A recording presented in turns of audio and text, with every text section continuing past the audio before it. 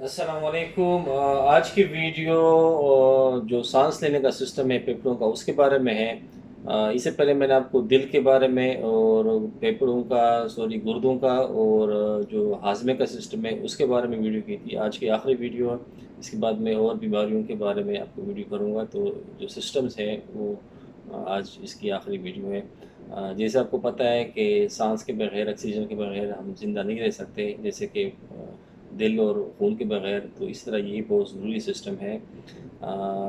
جب ہم ہوا اندر لیتے ہیں جسم میں، تو میں ایک گیس ہے جس کو ہم آکسیجن بولتے ہیں، آپ سب لوگوں کو پتہ ہے، وہ ہم اندر جسم میں داخل ہوتی ہے، پورے جسم میں خون کے ذریعے جاتی ہے، اور وہ انرجی کے لیے یوز ہوتی ہے۔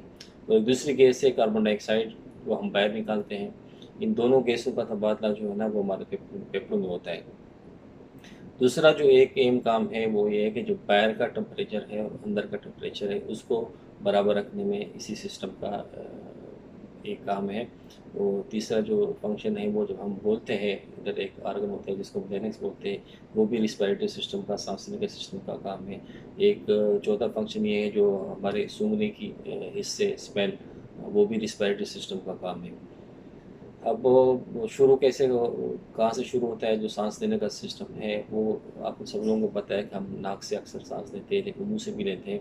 تو ایک تو جو ناک کے اندر چھوٹے چھوٹے ہمارے بال ہے، یہ ایز اے فلٹر کا کام کرتے ہیں۔ جو پیر کے ذرات ہوتے ہیں، گرد و غبار، مختلف جراثیم، یہ اس کو روکتا ہے۔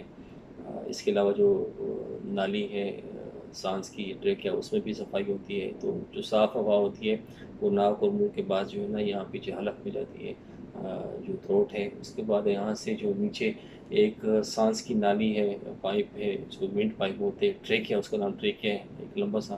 تو وہ اس کے ذریعے ہوا آتی ہے نیچے لنگز میں، دو رائٹ اور لیفٹ دو پھیپھڑے ہوتے ہیں، دو پھیپھڑوں میں جو ہے نا ہوا جاتی ہے۔ تو وہاں پہ پھر چھوٹے چھوٹے اسٹرکچر ہوتے ہیں، وہاں پہ جو آکسیجن اور اس کا کاربن ڈائی آکسائڈ کا تبادلہ ہوتا ہے، خون کی چھوٹی شریانیں ہوتی ہیں اس کے ذریعے۔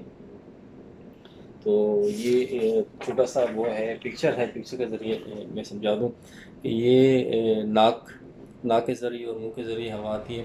پھر یہ پیچھے گلا ہے جس کو فیرنکس بولتے ہیں، یہاں سے ہوتے ہوئے نیچے یہ ٹریک ہے، یہ جو اس کو ہوا کی نالی ہے، اس کے ذریعے ہوا آتی ہے۔ پھر یہ رائٹ اور لیفٹ جو کہ وہ ہے پھیپھڑے، اس میں تقسیم ہوتی ہے۔ یہاں پہ چھوٹے چھوٹے اسٹرکچر ہے جس کو برونکائی بولتے ہیں، پھر آگے چھوٹے اور ایلولائی بولتے ہیں، ایلولائی۔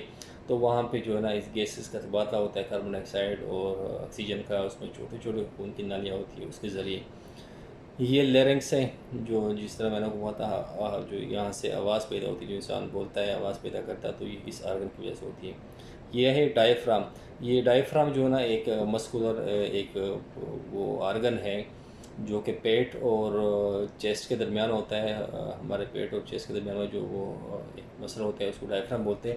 جب ہم سانس لیتے ہیں تو یہ نیچے کی طرف آ جاتا ہے، تو یہ جو یہاں پہ پریشر کم ہو جاتا ہے، پھیپھڑوں میں پریشر کم ہو جاتا ہے تو ہوا نیچے آتی ہے۔ جب ہم سانس باہر نکالتے ہیں تو یہ اوپر کی طرف آ جاتا ہے، تو پھر یہاں پہ جو پریشر بڑھتا ہے، پھر ہوا باہر نکلتی ہے، کاربن ڈائی آکسائڈ باہر نکالتے ہیں، تو یہ ڈائفرام ہے۔ اس کے علاوہ جو ہمارے ریبز ہے، پسلیاں ہیں، وہ بھی جو ہے نا اس میں کافی اس کا رول ہوتا ہے ریسپریشن میں۔ تو یہ بیسک ہے ریسپریشن کے سسٹم کے بارے میں۔ تو انشاءاللہ نیکسٹ ویڈیو میں آپ کو باقی جو بیماریوں کے بارے میں بتاؤں۔